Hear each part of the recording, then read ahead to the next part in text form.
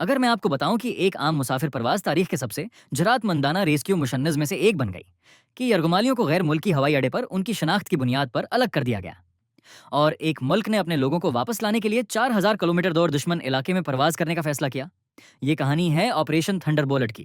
27 جون 1976 کو بن گوریون international airport سے year France flight 139 Paris کے لیے روانہ ہوئی، جس میں ایتھنز میں ایک مختصر قیام ہونا تھا۔ طیارے میں مختلف ممالک سے تقریباً 246 مسافر سوار تھے۔ سب کچھ معمول کے مطابق اور پرسکون لگ رہا تھا، مگر ایتھنز میں 4 افراد طیارے میں سوار ہوئے جنہوں نے اپنے بیگز میں بندوقیں اور گرینیڈ چھپا رکھے تھے، کیونکہ اس وقت ایئرپورٹ کی سیکیورٹی کمزور اور ناقص نگرانی والی تھی۔ یونان سے پرواز کے چند منٹ بعد ہی ہائی جیکرز کھڑے ہو گئے اور دو تیزی سے کاکپٹ کی طرف بڑھے پستول اور گرینیڈ کے زور پر پائلٹ کو راستہ بدلنے پر مجبور کر دیا۔ جو پرواز پیرس جا رہی تھی وہ اچانک جنوب کی طرف موڑ دی گئی اور چند ہی لمحوں میں پورا طیارہ دہشت گردوں کے قبضے میں آ گیا۔ ہائی جیکرز فلسطینی تنظیم popular front for the liberation of فلسطین سے وابستہ تھے اور ان کے ساتھ 2 جرمن انقلابی بھی تھے۔ ان کا مطالبہ واضح تھا، 53 قیدیوں کو رہا کیا جائے ورنہ مسافر مارے جائیں گے۔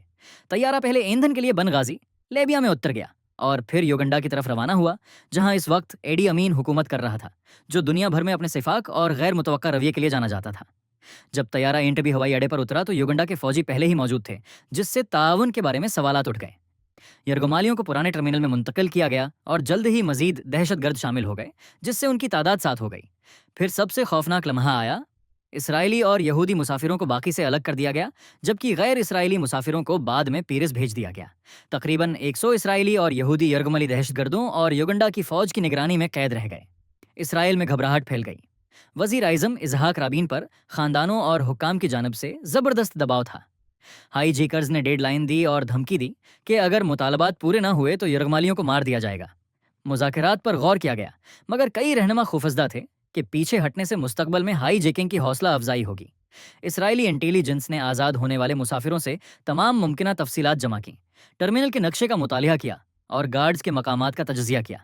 پھر ایک تقریباً ناممکن خیال سامنے آیا، افریقہ کے اوپر سے خفیہ طور پر ایلٹ کمانڈوز بھیجنا، رات میں لینڈ کرنا، ٹرمینل پر حملہ کرنا، ہائی جیکرز کو ختم کرنا، یرغمالیوں کو بچانا اور یوگنڈا کی فوج مکمل ردعمل دینے سے پہلے فرار ہونا۔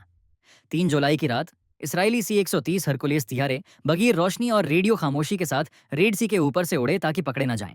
طیارے میں ایلٹ یونٹ سائٹ متکل موجود تھی، جس کی قیادت یوناتن نیتن یاہو کر رہے تھے، جو مستقبل کے وزیر اعظم بنجمن نیتن یاہو کے بڑے بھائی تھے۔